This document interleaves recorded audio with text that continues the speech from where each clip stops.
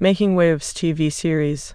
Making Waves is a British television drama series produced by Carlton Television for ITV. It was created by Ted Charles and chronicles the professional and personal lives of the crew of the Royal Navy frigate. The series remained in development hell for several years and was first broadcast on 7 July 2004. However, due to low ratings, it was removed from the schedules after only 3 episodes, the remainder of the series going unaired on television in the United Kingdom. The series starred Alex Ferns as Commander Martin Brooke and Emily Hamilton as Lieutenant Commander Jenny Howard. The frigate HMS Grafton stood in for Suffolk, and additional filming took place around HMNB Portsmouth with the full cooperation of the Royal Navy. A limited edition DVD of all 6 episodes was released in December 2004. Plot: HMS Suffolk is due for flag officer sea training in 4 weeks, but an accident during training results in the dismissal of the executive officer and the resignation of the captain. The series follows his replacement, Commander Martin Brooke, in his attempts to get his vessel and cruise ship shape for final assessment. Other storylines follow leading marine engineer officer Dave Finnan's relationship with his charge chief's daughter Teresa, the emotional state of Mickey Sabansky after a blundered rescue operation, narrating Rosie Bowen settling into life on her first ship, and the budding cross-ranks relationship between Officer Sam Quatermain and medic Anita Kirk. Comic relief is provided in the characters of Scouse Phillips and leading chef Art Francis. Suffolk is mainly based at Portsmouth but engages in exercises such as war games throughout the series, as well as undertaking hazardous rescues of other vessels in the English Channel. Characters. Making Waves featured an ensemble of actors but followed a core cast, with supporting players appearing in only a few episodes or having secondary storylines. Commander Martin Brooke, played by Alex Ferns, is the son of a car mechanic, and his naval background is based on piloting, rather than commanding a ship. He is assisted by LTCDR Jenny Howard, played by Emily Hamilton, who is initially his temporary XO, but eventually accepts Brooke's offer to stay on the ship. Lieutenant Commander William Lewis, the Marine Engineering Officer, played by Ian Bartholomew, is the superior of Charge Chief Marine Engineering Artificer CC Andy Fellows, played by Steve Spears, and Lewis's refusal to give the engines full maintenance regularly infuriates him, though not as much as Dave Finnan, played by Paul Checker, who has just had a baby with his daughter Teresa, played by Chloe Hammond. New operator mechanic Rosie Bowen, played by Joanna Page, settles into her first posting and attracts the attention of Mickey Sabansky, played by Lee Turnbull, who is contemplating his future in the Navy after an incident in the first episode. The second episode introduces the new navigating officer, Lieutenant Sam Quatermain, played by Adam Rayner, and a subplot involving his relationship with LMA Anita Cook, played by Angel Calby, runs through the series and is eventually discovered by Lieutenant James McGuire, the principal warfare officer, played by Stephen Kennedy. Terry Buffer Duncan's, played by Jeff Bell, career is in jeopardy when an accusation of assault is thrown at him in the 3rd episode, while leading regulator Liz Wilson, played by Diane Beck, develops an unreciprocated crush on Bowen. Leading chef Art Francis, played by Lee Boardman, must successfully prepare dinner for the captain and crew before it is stolen or ruined by steward Tim Scouse Phillips, played by Darren Moffat. Development. Following the success of his previous series Soldier, Ted Charles, Richard Maher and Carlton began planning the series in the late 1990s with Carlton's control of drama and continuing series, expecting something in the London's burning peak practice vein. It was turned down by ITV because it was old-fashioned and did not fit in with the network's existing portfolio of dramas.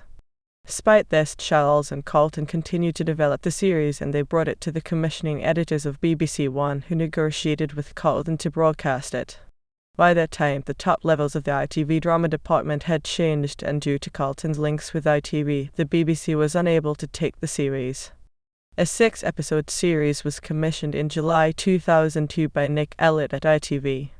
The project was initially managed by the MODS Directorate of Corporate Communications Navy, headed by Commodore Richard Lehman. Lieutenant Commander Steve Tatham undertook much of the initial scoping and planning work before, in August 2002, Commander Kevin Fincher was appointed as a specialist project officer for the series. He would acquire the necessary ships, locations, and personnel, as well as advising the production team on an offset.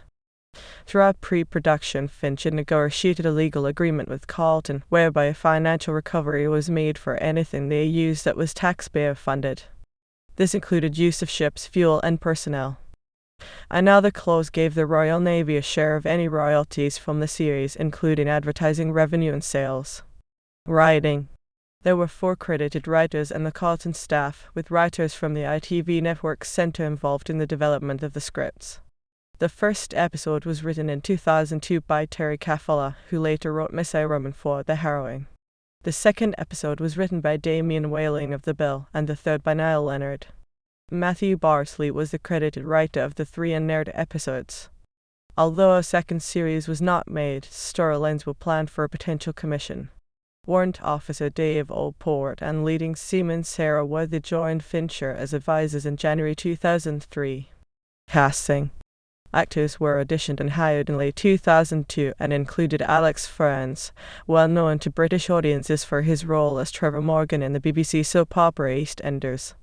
Making Waves was the first lead role for Ferns, who had taken time off from television acting since leaving EastEnders to avoid being typecast in a soap role, and was pleased not to be playing a psychotic rapist.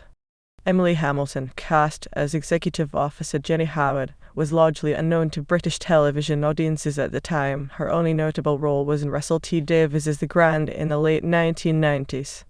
Lee Boardman, who later appeared in Rome, took the role of the chef Art Francis to distance himself from his most well-known role, drug dealer Jez Quitley in the soap opera Coronation Street. Stephen Kennedy was already known for his role as Ian Craig in the BBC Radio 4 soap opera The Archers. He mentioned in an interview the differences between the 2 roles before quipping that they were not that dissimilar. The crew of Grafton appeared as extras throughout the series, and school children from Street Jews School, Southsea appeared in the Family's Day scenes in episode 6. Filming. The series producers scouted Portsmouth in 2002 for ship locations. Potential main settings and were put aside in favour of HMS Grafton, and filming commenced on 24 March 2003 with 30 actors and 60 crew moving onto the ship for the shoot.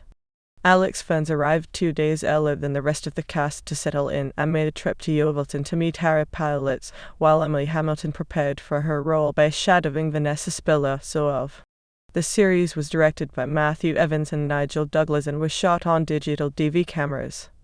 The production staff filmed approximately 3 hours of footage on every 12-hour day, editing it using Avid systems in the production offices at the naval base.